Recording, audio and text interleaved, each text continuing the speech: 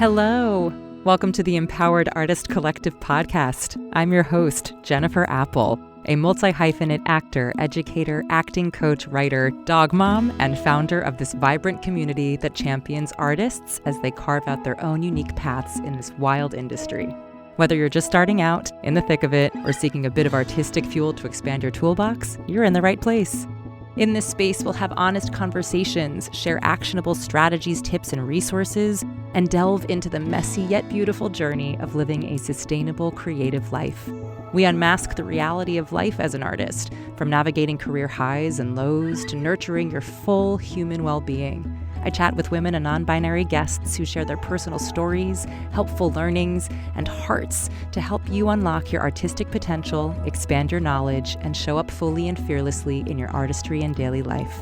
Before we dive into this week's conversation, don't forget to hit that subscribe button so you never miss an episode.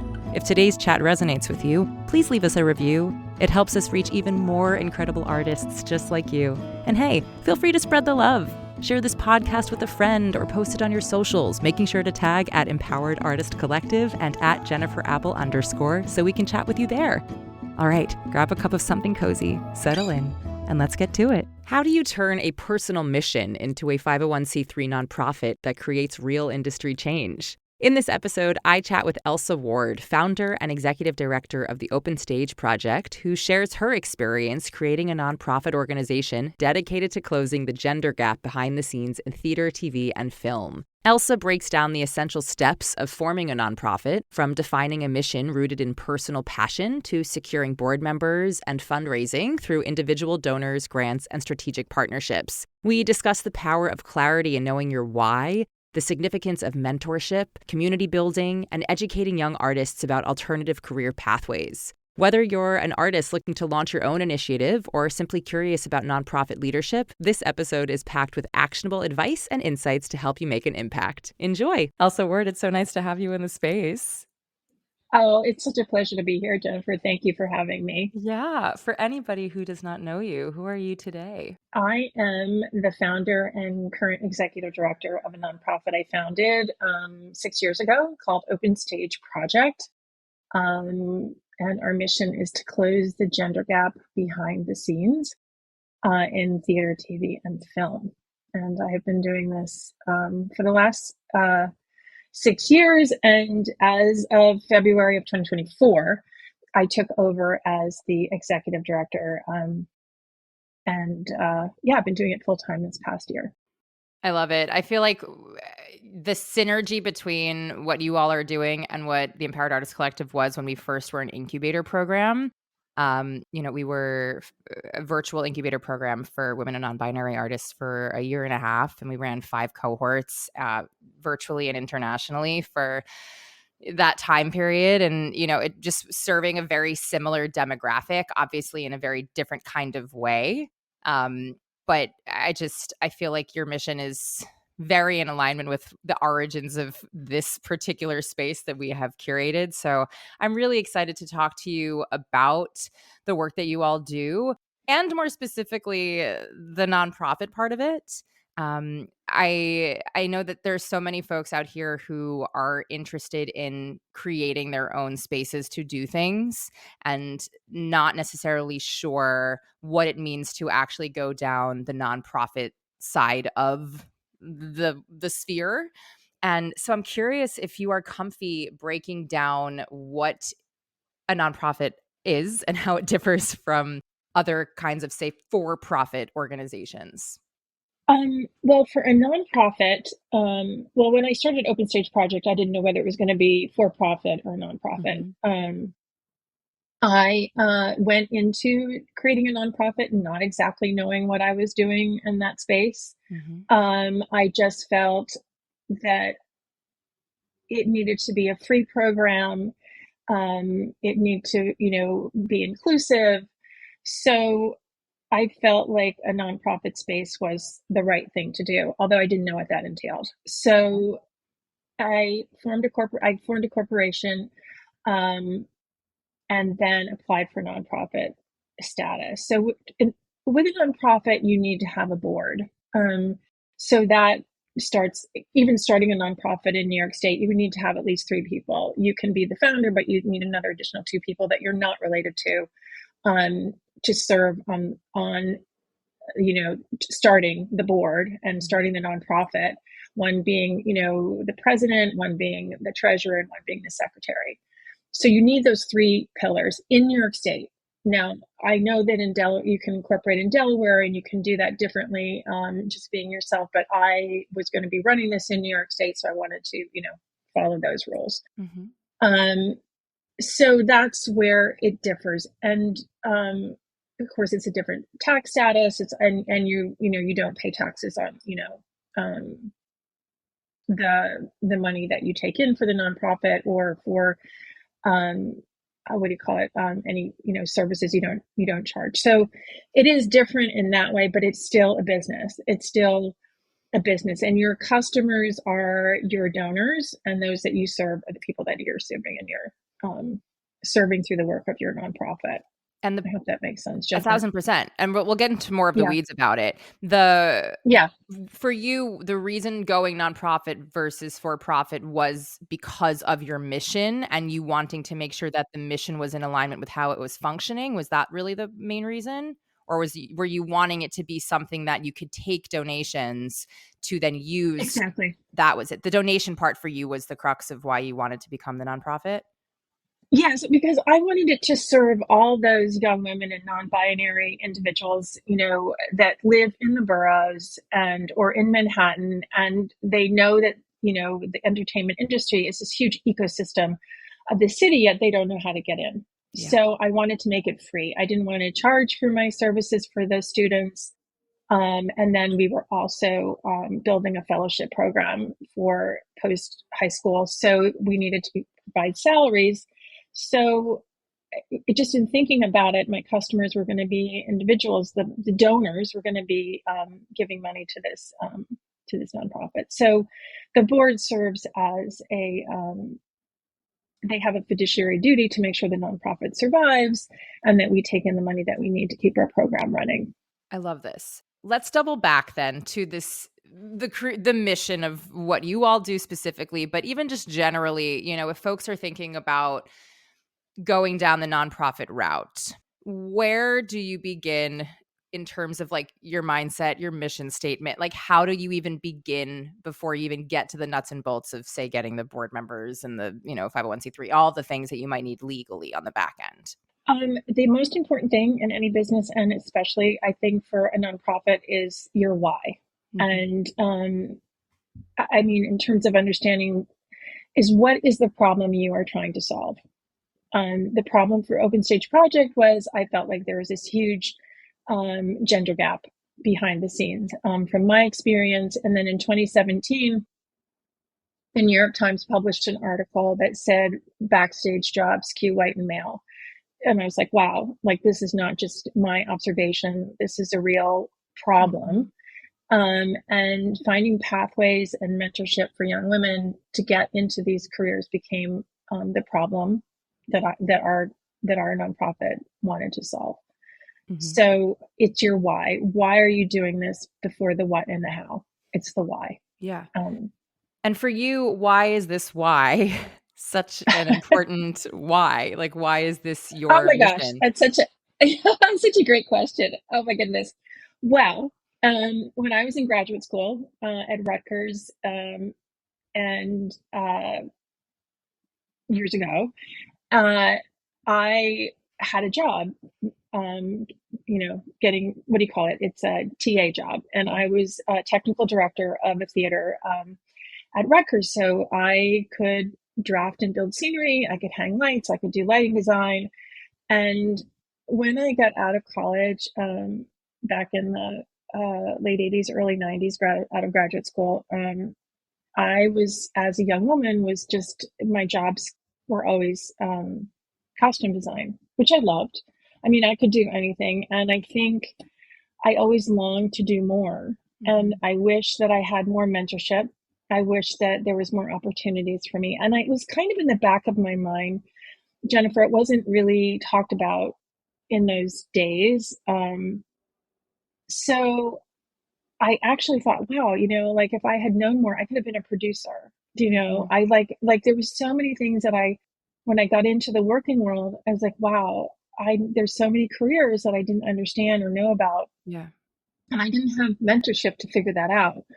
So fast forward to when my older daughter was a senior in high school. She was a big dancer, and she was performing at New York Live Arts, and I was called in last minute because she couldn't get her AstroTurf to slide easily on the Marley floor because she was doing her own choreography, Mhm. and she had AstroTurf in her choreography, and there had to be a smooth scene shift. So I knew what to do. I dragged my younger daughter with me on a hot June day, and I was sitting in the theater with a big roll of industrial felt and a hot glue gun, and they were focusing lights, and I thought, oh my gosh, New York City has so many programs that are free for to learn about,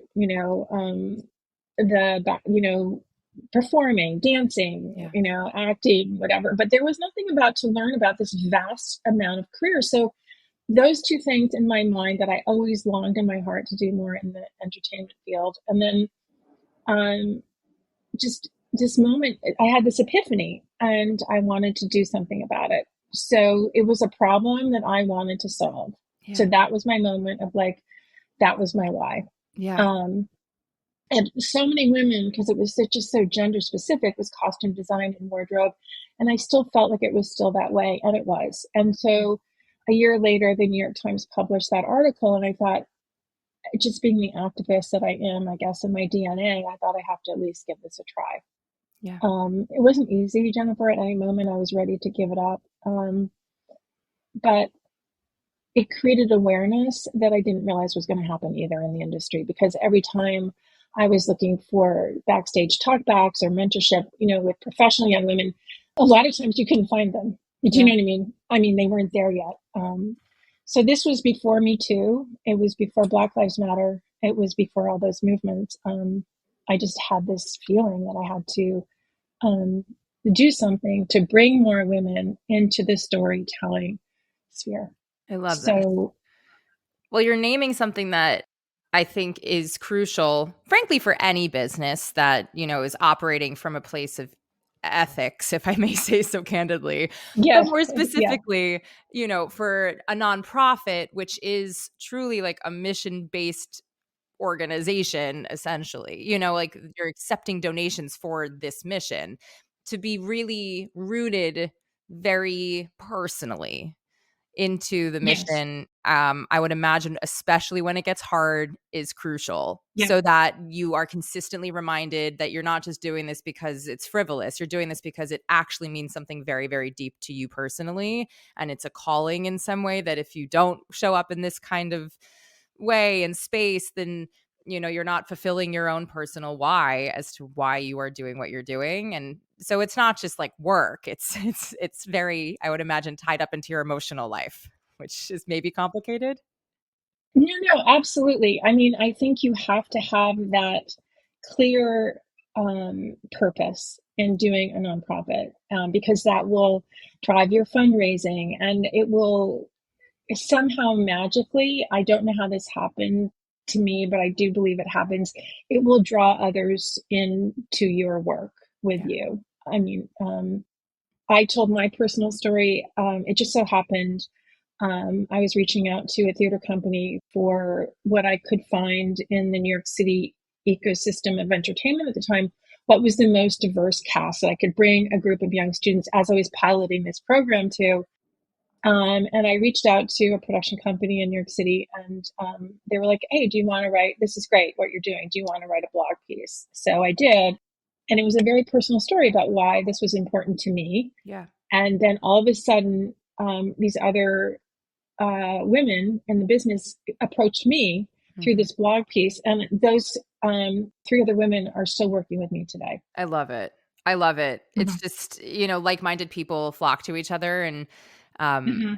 I whenever things get really hard for me on the back end of my businesses, I struggle with imposter syndrome or taking up space or my Mhm. own, personal blockages as I navigate through these kinds of hurdles as one continues to grow and expand.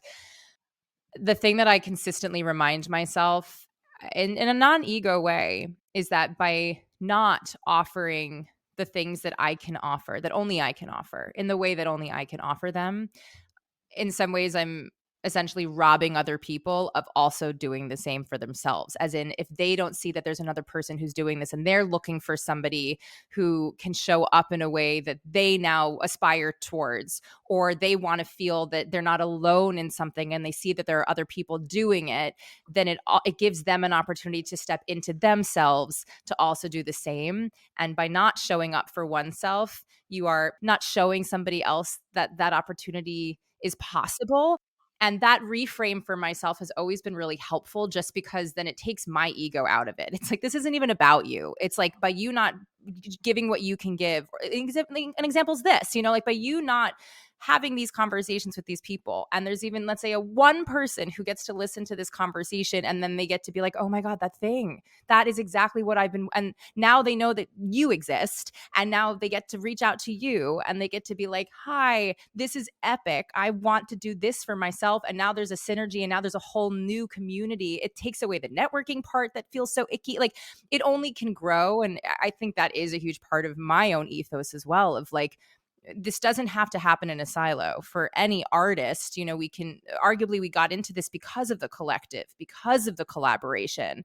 And so often when we're creating, you can feel like you're doing it in isolation, which is completely antithetical to why we do it to begin with. Yes. Anyway, I'm going on a rant, but I feel like, just to affirm that, like, it makes so much sense that when you were finally given space, or felt like you can take up the space to share what this means to you, of course there were people who needed to hear that so that they also felt affirmed in it. And now the fact that y'all are working together is epic. I love that. Yeah, and I didn't think about all of these like incredible energies that would come together, because Yeah. when I started this, I had these women and non-binary folk actually reach out to me. We're still together today on our board, and then also it created this awareness. I think when you start a nonprofit or you start a cause, it's really close to your heart. It created this awareness within the entertainment industry. They were so excited that there was somebody doing something Mm-hmm. about a problem they didn't know how to address. Yeah. So they were very excited about the connection I was making for them to New York City youth that wanted to know about this industry. The professionals working behind the scenes were thrilled and couldn't be more happy to participate, volunteer. And then the unions who didn't know how to, the theatrical unions didn't know um, how to reach out, how to find young individuals that might be interested in this work, because they didn't have apprenticeship programs, and they didn't have time to connect with the schools. And then the schools Mm-hmm. didn't know how to connect students to this real work, or that it was even considered real work. Yeah. So all of this energy came to me. And I remember once going back to my business cohort, I was in a cohort. It's now the entertainment fund. Community It used to fund. be the actors. Yes, it Yeah. used to be the actors fund. Um, and I was one of their first uh, participants in one of their creative entrepreneurship. I'm doing it. Oh, you are? I am. They're like a new revamped version of it. Mm-hmm. So I was one of their pilot projects. Wow. So in that program, I learned to define my why, Mm-hmm. my mission statement, which has since evolved. We can talk about how mission statements do evolve. Yeah. And then learning how to create a pitch deck. So, and present it. And I came back to that cohort after I had done, I don't know what it is now, but I had done the initial one, and then I had done the nuts and bolts. And I went back to that group and I was like, oh my God. I stood in front of that group and I said, this is bigger than me. I had no Yeah. idea what this was going to open up, Yeah. which was really exciting. So since I started this, other programs have leaped onto my idea, which is also kind of great, but also kind of like, wow, Mm-hmm. that backstage careers need to be explored for creatives that are artists and creatives, but that also want a real union job. I mean, there are so many jobs available. So, like, maybe a painter, a fine artist wants to become a scene painter and have union work and benefits and still have your painting career on the side. I Mm-hmm. mean, these are also jobs that creatives can, dip in and out of. You don't have to do it full time. Yeah. So it's been a huge, what do you call it, coming together of a Yeah. lot of energy that when I first started, I was like, oh my God, I don't know if I can do this. I really was freaked out about how much, how much Yeah. kind of, what do you call it? So many conversations evolved from this. And it's been an incredible journey and a great one. Well, I mean, you're naming, I would say, like, responsibility. Like, you've come from this Hmm. mission that was important to you, and now that people are also responding that they also think that this is important, there feels, I would imagine, like a huge sense of responsibility to making this become what it is, and grow so Yeah, that, exactly. it's not just, Yeah. you and this small little ecosystem, it becomes your mission. Hi, actor friends, talking to you. If finding the perfect monologue has you feeling stuck, I've got just the thing. I've put together a free monologue selection toolkit just for you. It's packed with resources, free and paid options, plus tips for choosing, editing, and customizing pieces to showcase you. Head over to jenniferapple.net/freebie and stop avoiding the auditions that ask for a monologue or waiting for the perfect piece to simply fall into your lap. Dive into this free toolkit that I set up just for you that'll set you up to feel agency over your process and artistry. That's jenniferapple.net/freebie and get started on finding your next go-to monologue. So let's go back to that. For Hmm. you, obviously you're saying that it morphs. I've had multiple iterations of mine as well. I'm curious for you, at the core of finding the verbiage, at the core of finding your why, how do you go about doing that? What is that process for you? So my mission statement has evolved, and it started back in the Creative Entrepreneur Project, just coming up with words that were important to me, Mhm. and also naming my company was also similarly about finding words that resonated. So I remember starting words that I don't know why they spoke to me. One was community. I love and I didn't realize that I was going to be connecting all these communities, but that is what happened. So I started looking for words that really resonated, and community was one, storytelling was another. In the first iteration of my company, storytelling kept coming to me, and I'm like, why? These are not really writers or Mhm. actors, but it was about getting women into the professions that are there to frame and to create Support. space for the Mhm. stories. Yes, support, and they're very so. I um, I look for words that resonated. Empowered was one of them. So you just collect these words that kind of work with you, and then you think about, well, what is the action? And so first it was, I think my trying to remember what the first iteration of my mission statement was. It was introducing young women to backstage theatrical arts. It Okay. was introducing.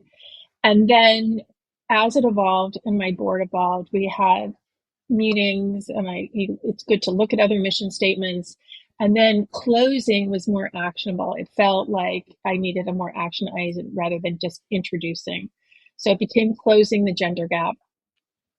And then it wasn't just in theater anymore. It was getting these women into TV and film as my company's grown. So it was closing the gender gap behind the scenes. So your mission statement does evolve, and I think that's important, that it's a living, breathing um, entity. You know what I Yeah. mean? That will drive the company.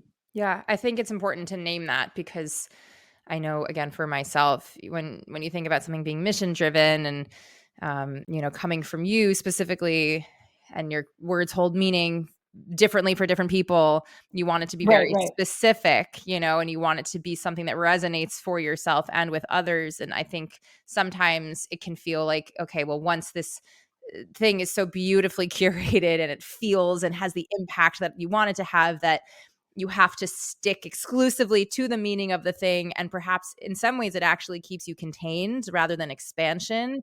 And, Yeah. you know, the idea that that can continue to grow and morph allows you to continue growing and morphing your business as you continue growing and morphing. You know, I think all of it, without holding so tightly to something, you know, giving yourself permission to remember that you can change, it can change, and all of it can change, is a really freeing exercise, so that in the moment you've created, and also you can continue recreating if you need to down the line.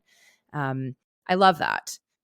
Yeah, I think the word is honing. I think as you begin the work and you like, I didn't quite know how it was going to evolve. And I think when you start a nonprofit or any company, you start with these like MVPs, which is like your minimal viable product, and you start to pilot little parts of your programming to see how it goes, get feedback, get surveys. I thought I would start just with theater, and then I realized that it can't, it has to be much more expansive in this world. And TV and film are where the jobs are. So, and they transfer very easily.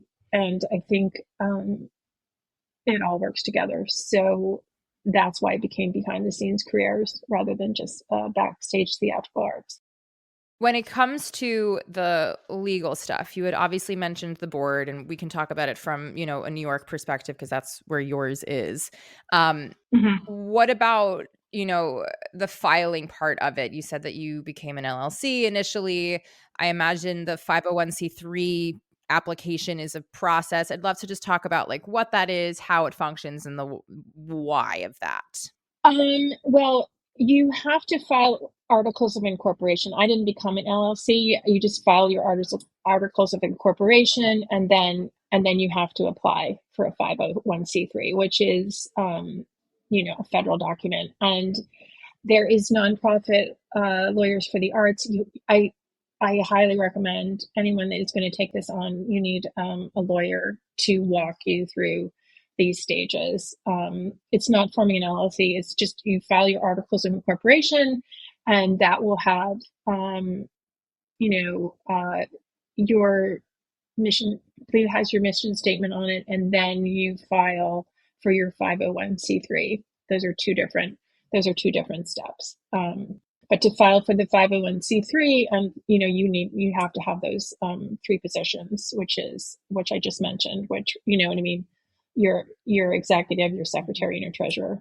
Yeah, Got it. to get it And started. the perk of the 501c3 again is for the donation aspect of it all, or is there Mhm. more to it that I do not know? Well, before you get donations, you have to have your business set up and your 501c3, and then you'll get an EIN number. Mhm. Jennifer, I'm sure you did this for your business, and then you need a bank account with that EIN and your and all your paperwork. So before you can get donations, the big surprise that I didn't know starting a 501c3 is that in the beginning. Um, it's all about getting individual donations. It took me until my fifth year to start getting, I mean, I did get some foundation grants along the way, um, but it was a kind of a shock to me that it was going to be about individual fundraising. Um, As opposed to Grants, I mean, you have to have like a 3-year track record when you start, before you start applying for, you know, state grants and federal grants. They want to look at like 3 years of a budget, what you've done. So it takes a while to build that up, and to keep to keep your company running, you have to, you know, get individual donations. We relied a lot on volunteer hours. And it wasn't until our fourth, I had a virtual assistant on for the beginning of my nonprofit, which I paid for myself, just to keep track of data and names. And then slowly we got Google for nonprofits, and we got Salesforce. You can start to get things once you have your 501c3. You can get some services and things at a much discounted price. But in the beginning, running that company is is a lot of getting individual donors on board. Yeah. Potentially for some folks who don't want to go down the full nonprofit route or filing, they use a fiscal sponsorship. How does that fiscal sponsorship function differently than one doing it on one's own? Like, what is the pros, cons, differences in that respect? I can tell you what I know. Yeah. I always wanted my own 501c3, so I didn't go down the road of fiscal sponsorship. But you can Google fiscal sponsorships in New York State, and like the field is one that I know of. Mm-hmm. So if your mission aligns with you, if you don't want to get a 501c3 yourself, or you are waiting for that 501c3, the fiscal sponsor will set up a contract with you whereby they will collect the funds for you. They will do the filing for you, but you will be paying a percentage of your donations to that to that fiscal sponsor, Yeah. and they will do the heavy lifting of the filing and you know taking donations and things for you. So Why didn't you want to do that in the beginning when you were first starting? it's a good question, Jennifer. I don't exactly remember, Hmm. but I just wanted to be my own company. Yeah. I don't know. It was just yeah, I just was like, no, I don't know. That was just me at the time. Yeah. I wanted to grow it myself and not be under um, restrictions of another company. It felt simpler to me to just and cleaner to just not have to do that transfer later to my own company. It just felt like I was willing to wait to get my own 501c3. Yeah. How long is the waiting process, or how long was your waiting process? I was pre-COVID, although I knew someone that just got a I don't know.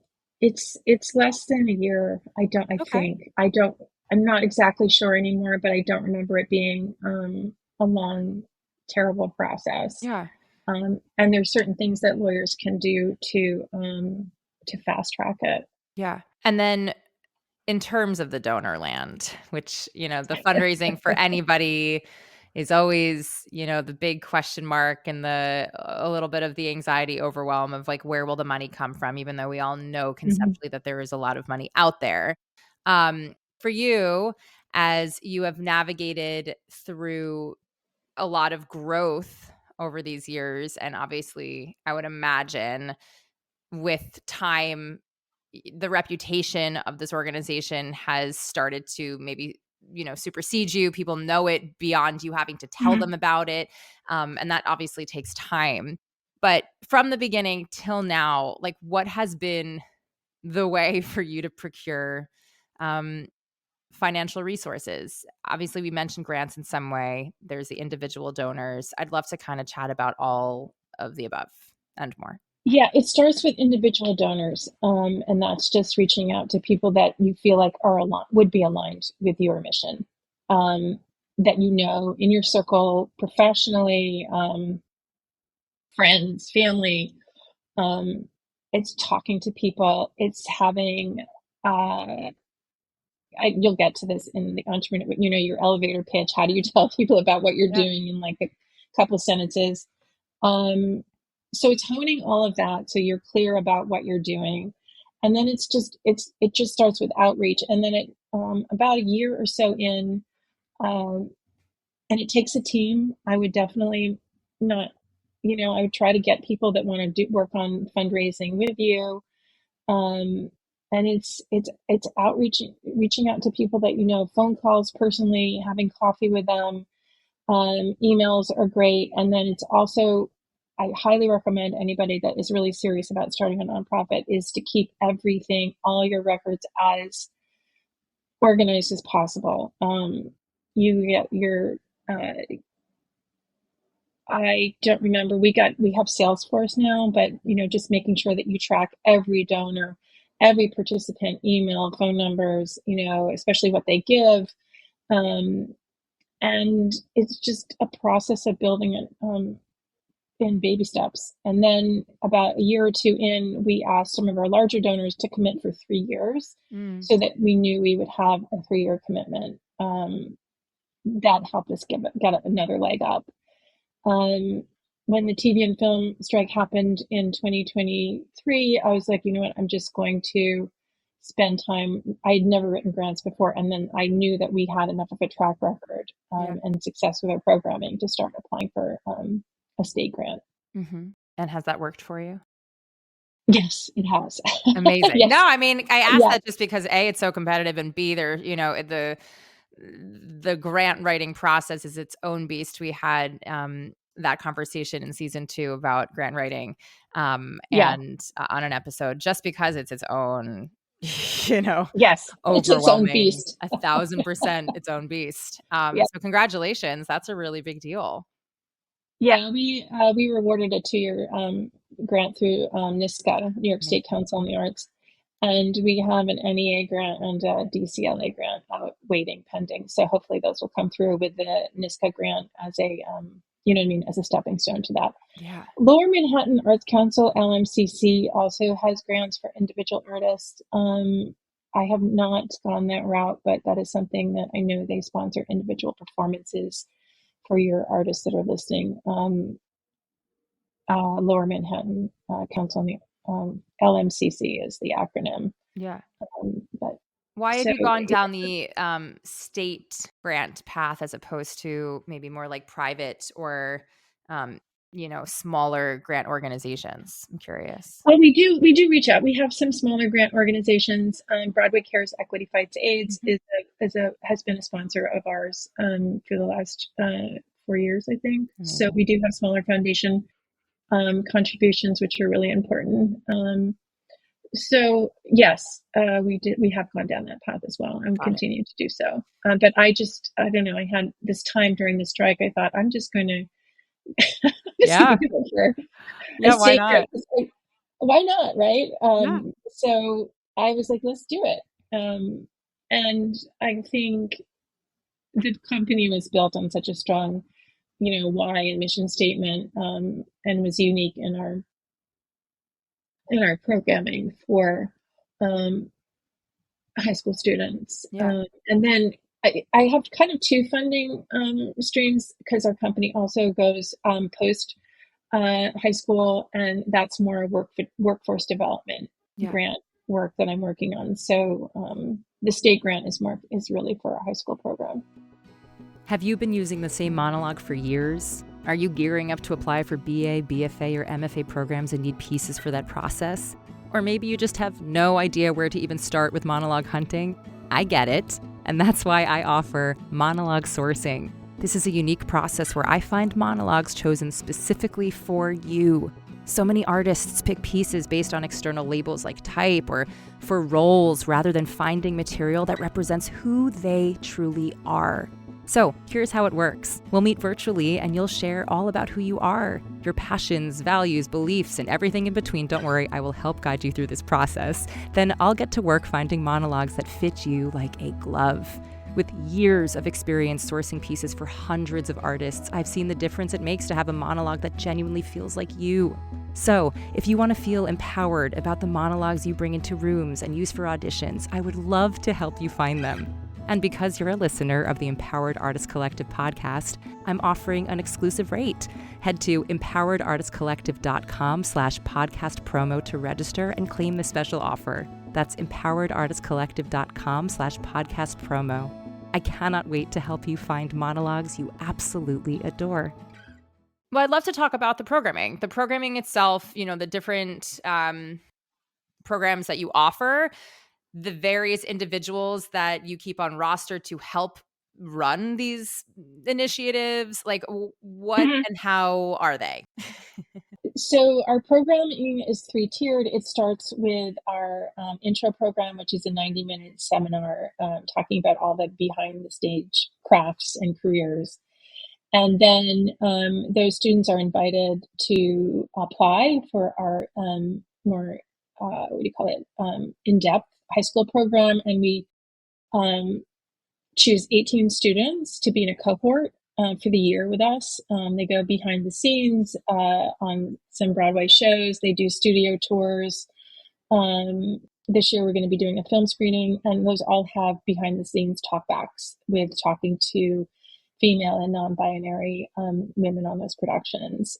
and then following that, after they completed that and they graduate and are over 18, they can apply for our fellowship program, which is we pay the students and we craft a fellowship program for them over the summer, to shadow, and often work where they can that doesn't infringe on union rules. Amazing. When you are initially offering that 90-minute chat, is it that you're partnering with schools and they Mhm. can invite any women and non-binary folks who attend their schools to go to said seminar? Is it, Yeah. that's how it functions? Okay. Mhm. Yeah. Amazing. And we are now sort of in contact or have had students from 70 different public schools So cool. within the city. So it keeps growing just by word of mouth.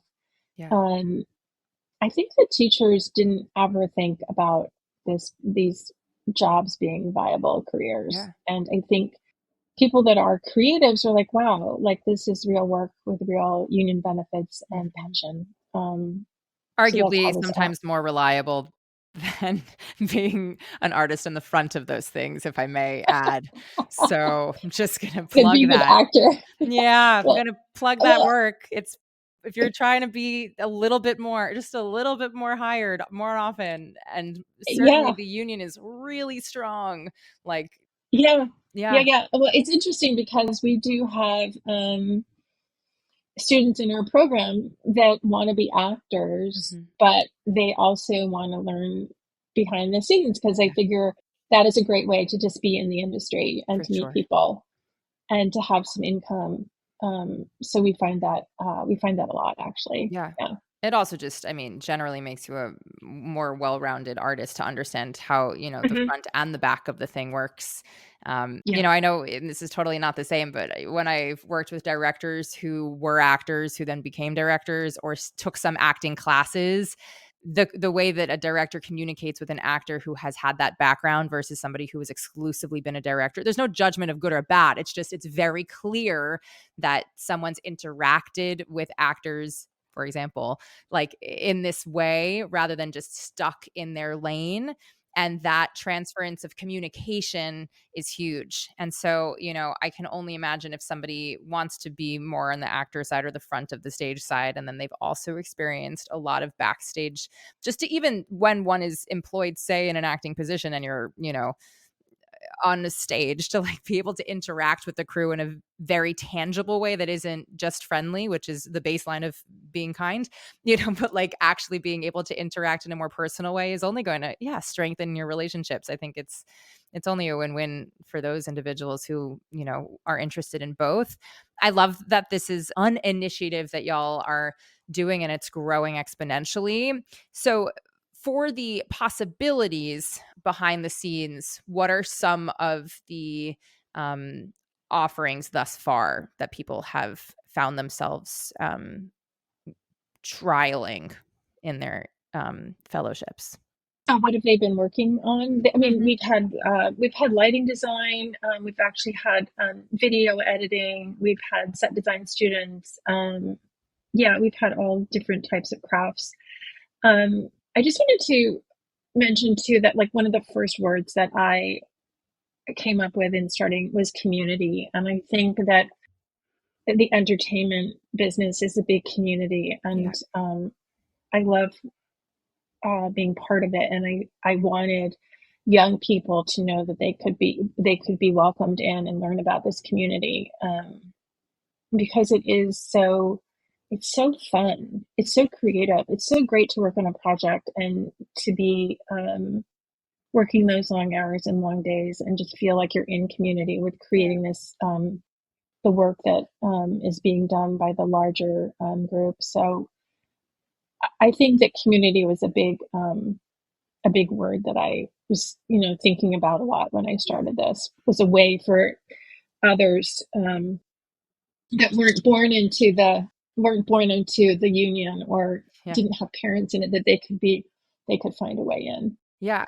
Now that you've been around for a hair and you've run a couple of different fellowships, how have your alumni of the program been? Yeah, I mean, we've had kids that I just got I think. I mean, I don't know. We have this young woman who our students are now, because we're entering our 6th year, so that we have had students that have gone to college and they're just now getting out into the working world. So I just talked to one of our students, got her a job assisting on a new, you know, Broadway show that's in, creation. So it's just, she's been working at Disney this past summer, Disney theatricals, and I just got her a job on a Broadway show. So Yes. they're just, and Love she wants that. to be an actress actually. Okay. So, do you know what I mean? But she's working behind the scenes and building up her, her resume behind the scenes as she just finished college about a year ago. Mhm. So we continue to stay, like, we have this community, so our students don't just leave us, they're always in our community as they grow and their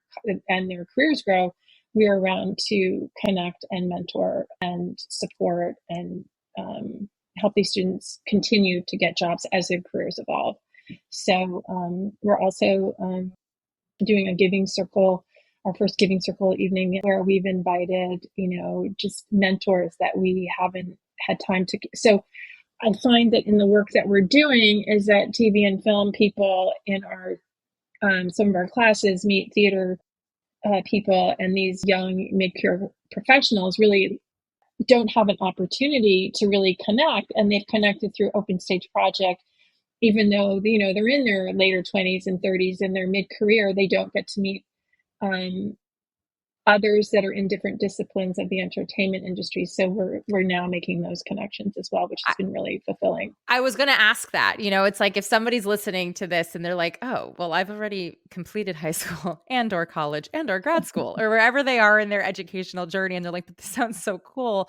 And or I'm trying to pivot and I'm trying to actually now get more involved in the behind the scenes, of theater and on camera work. Like, for these folks who have, say, missed your particular cutoff mark for your initial programming, are there certain ways that you offer assistance for, folks in their later parts of their careers?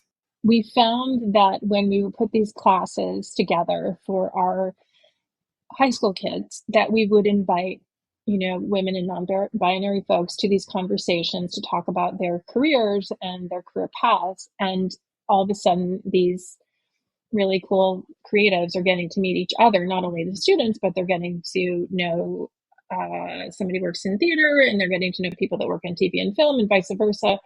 Um, so that's why we're doing our first Giving Circle evening. So we're Love going to that. be starting that initiative for more individuals, behind the scenes to get to know each other. Yeah, just because I feel like even, this isn't necessarily what I am wanting for myself, but I do think about it from just simply like meeting other people who know different things that I do in the industry and the curiosity component around it. And Mm-hmm. I'm certainly beyond the age that that your programming would let me in.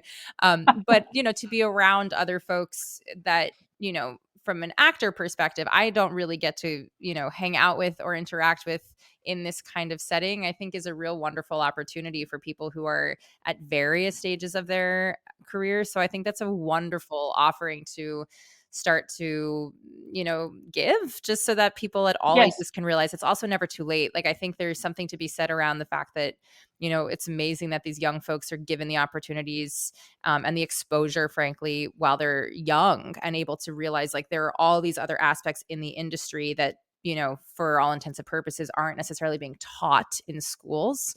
Um, and there are folks that realize, mid 20s or 30s or 40s or 70s, like, oh, I've been hustling at this thing for a while and this part's burning me out, or I'm no longer as passionate about it, or my heart isn't in it in the same way, but I do want to stay in this industry. And what other avenues are possible for me at this Right. pivotal moment?